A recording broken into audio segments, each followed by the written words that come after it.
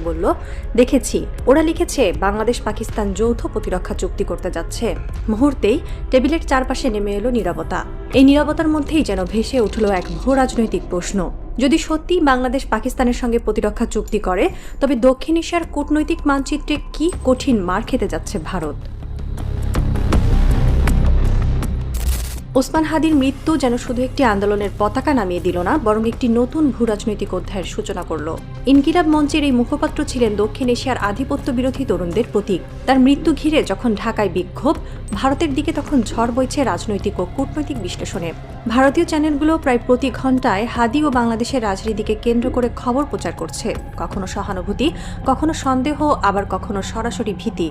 এই প্রেক্ষাপটেই first post, CNN news 18 এবং India today একে একে প্রকাশ করতে শুরু করে এক বিস্ময়কর খবর। বাংলাদেশ পাকিস্তানের সঙ্গে একটি যৌথ প্রতিরক্ষা চুক্তির দ্বার প্রান্তে। খবরটি